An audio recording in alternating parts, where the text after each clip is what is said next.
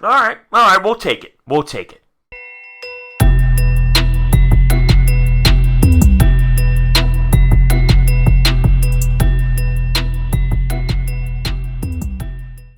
The Phillies end the first half with an 8-3 win against the New York Mets. We finished the first half 47-43, and we took a series away from New York. Now listen, I won't value series wins against the Mets because you take a look at the last 5-6 series, the only 2 that we won was against this dumpster fire team, but it is what it is. We took care of business today, and Aaron Nola looked fantastic. He really did find his stuff. He has now put together quality starts after quality starts after quality starts. Fantastic baseball out of Aaron Nola. When you read his stat line, it seems underwhelming because of how awesome he truly was, and considering the fact that he threw no-hit baseball through 5 complete innings.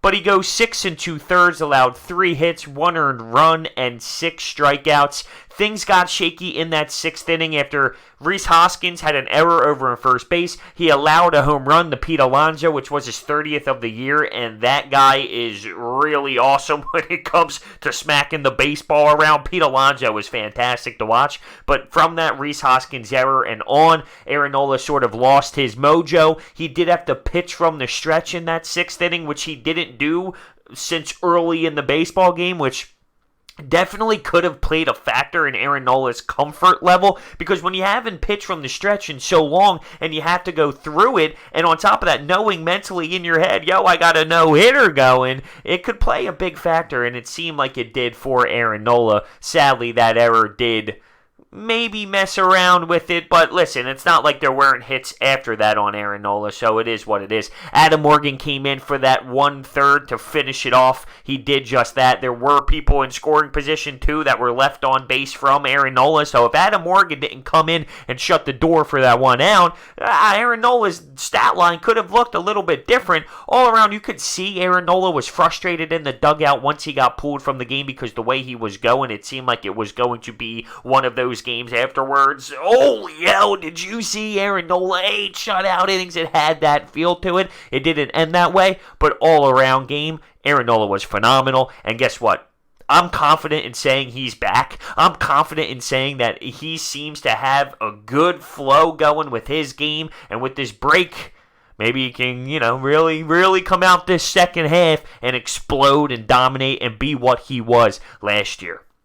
It wasn't just Aaron Nola who was fantastic today. This offense as a whole, to start this game off, we attack Zach Wheeler. We score 4 runs. Rhys Hoskins knocks in some runs. JT Realmuto, Jay Bruce, and Jay Bruce all around. Now, we had a 4-0 lead in the first inning, and I was scared because remember last time we had a 4-0 lead? Well, Zach Eflin was on the mound then. It wasn't Aaron Nola, but remember that didn't last too well, so I was a little nervous. But speaking of Jay Bruce, the guy had 3 hits, 2 home runs. Game-changing. This guy is game-changing. And I will say, something that might have factored into his success here in Philadelphia is playing every day.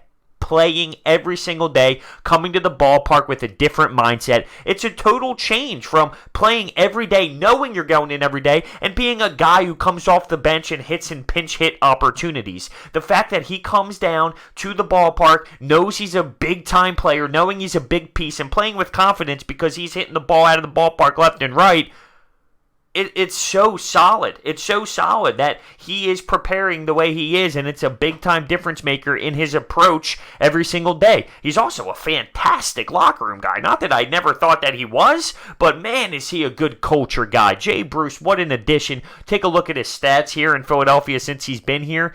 Crushing the ball, 10 homers, almost 30 RBIs. Fantastic ball player. 2 home runs today. Crushing it. Who else had a ding-dong? Rhys Hoskins. And Rhys Hoskins got drilled, and it was pretty damn intentional, in my opinion. Behind him, fastball. Listen, that's the way you're going to hit someone. Not yesterday where Jake Arrieta throws changeups. That means it was by accident. If you're going to hit someone on purpose, you throw fastballs behind him. Rhys Hoskins embraces it. He gives a stare down. Nothing too crazy. Jogs to first base. The next time he's up to bat, he crushes one to left field and gives his little celebration as he's going around second base. And as he should enjoy that trot. That was his 20th homer of the season. And we're in a weird spot because I was going to say hopefully Rhys Hoskins can build off that, but with the break, there's a total different mindset coming in the second half, and we're going to need one big stretch and all these players to turn it around.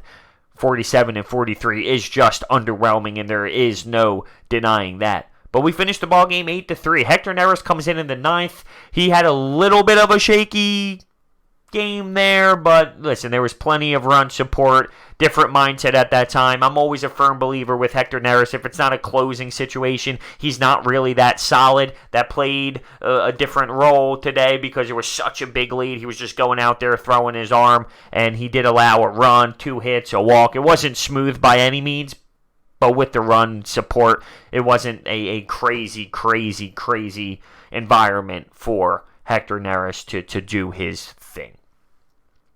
But offensively, you had Bryce, Rhys Hoskins, Segura, Cesar, 2 hits each. 13 hits total. It's nice. It's nice to see the offense clicking. The Mets are bad, though. And take it for what it is. We win 2 of 3 against the Mets. And that's fine. It's fine. It's better than losing. It's better than losing. Better than losing. But it's hard for me to really embrace it. Because I look big picture now. This game, it is what it is. It was nice to see.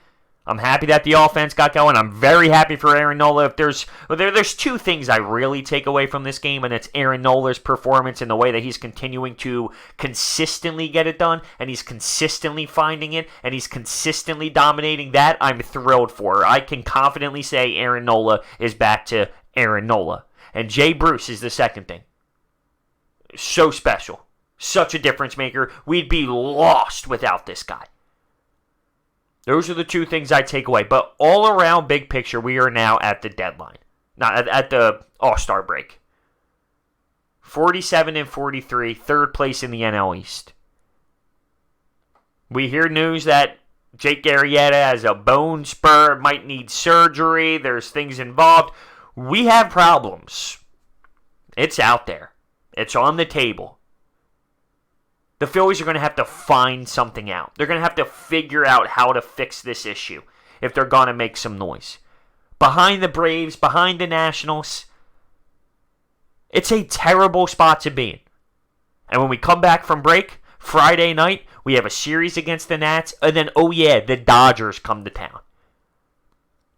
I want to see this team compete against them. I don't care about the Mets. It would be nice to play the Mets 162 times a year, but guess what? That ain't happening. When we come back from break, we have a hell of a stretch. We have big-time opponents. It's going to be a test. What is this team made of? Because we're going to need an insane push here in the back half. We're going to need players to step up. That's just what it is. That's just what it is. Am I scared? Maybe. Maybe a little bit. Just not confident. Just not confident in the overall picture. But that's fair. I think that's fair. Am I giving up on this team? No. Come on. I watch every damn game. I put my emotion in every game. I sit there and watch every pitch. When they're bad, when they're good. No matter what. But I cannot feel as confident as I once did. They got to switch it around. They got to prove it to me. I'm investing, but I need them to prove it to me.